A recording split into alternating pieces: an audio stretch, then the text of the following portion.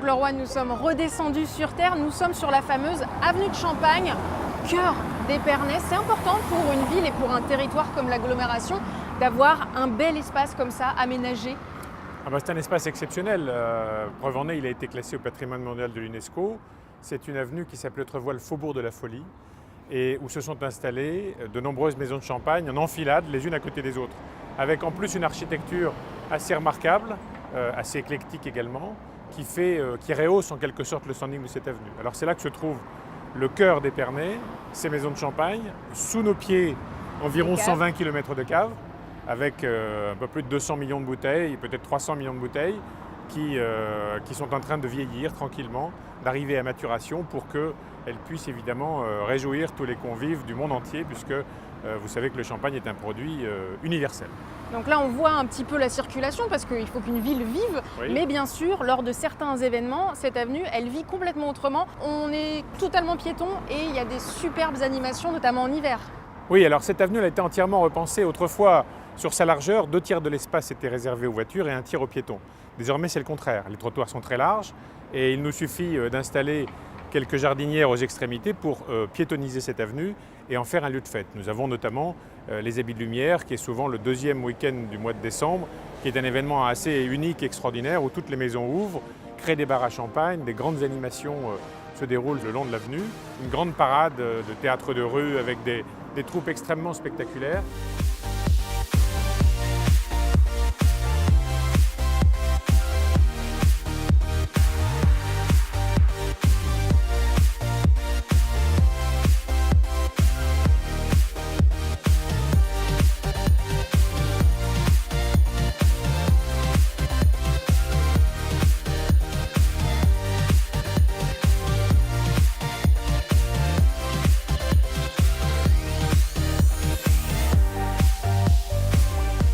Et ça attire chaque année 50 000 personnes sur le week-end, ce qui fait qu'on a 2 soirées merveilleuses de 25 000 personnes, le vendredi et le samedi.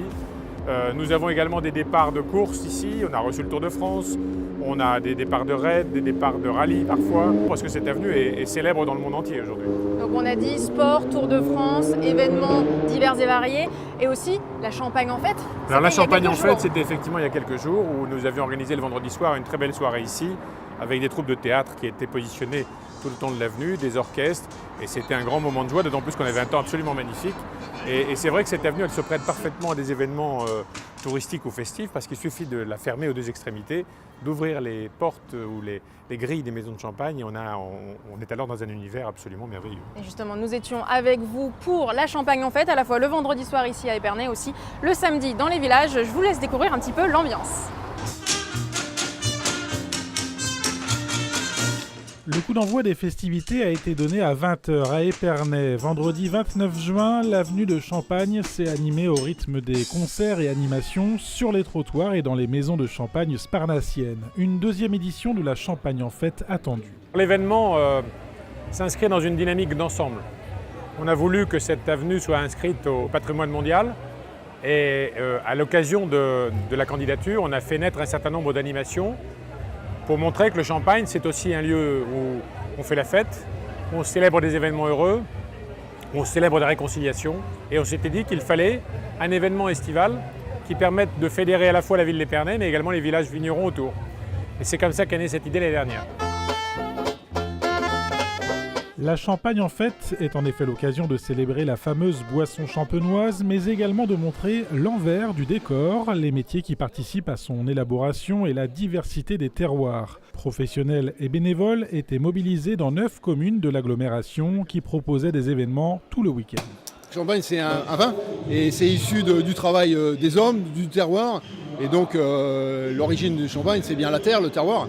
Et il faut revenir à ses origines. La Champagne en fait c'est une très belle initiative parce que ça permet de faire visiter la région et surtout ceux qui font le produit donc aussi, parce qu'il y a évidemment tous les grands noms qui font la promotion du champagne, mais il y a aussi plein de petits acteurs qui produisent d'excellents champagnes dans tous les vignobles, dans tous les villages. C'est bien d'organiser aussi une manifestation où on peut venir à leur rencontre. Locaux ou touristes ont pris part à l'événement, balade en bateau, en bus, en calèche, découvertes et dégustations. 210 animations étaient programmées sur 3 jours, un rendez-vous incontournable.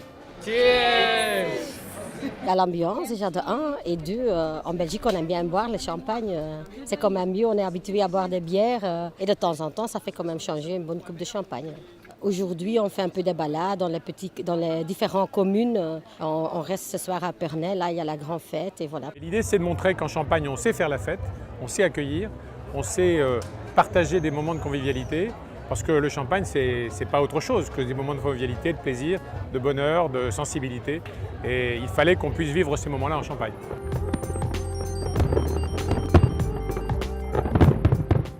Franck Leroy, la Champagne en fait, c'est vrai que c'est un bel événement pour tout le territoire. En tant que président de l'agglomération, j'imagine que ça vous tient à cœur. Et c'était un deuxième édition, beau succès, on fait la 3e l'année prochaine? Bien sûr, on continue sur cette voie. L'objectif étant de créer un événement de grande ampleur en Champagne au moment où les gens partent en vacances, au moment où il fait beau, au moment où on a envie de partager des moments de plaisir. Le Champagne est en soi un moment de plaisir. Puis Épernay, on peut y venir toute l'année parce que nous avons également le Millésium qui est l'une des 3 plus grandes salles de la région Grand Est avec une capacité de 8000 places et une programmation où tous les grands artistes français et étrangers passent.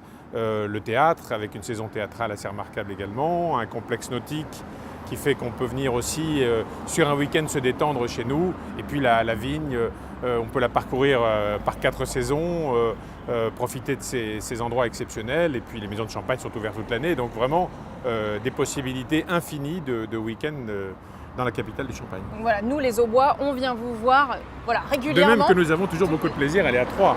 Évidemment. Troyes qui est une ville merveilleuse. Merci beaucoup Franck Leroy pour toutes ces précisions. Nous allons continuer à parler de l'agglomération d'Épernay, mais côté économique cette fois.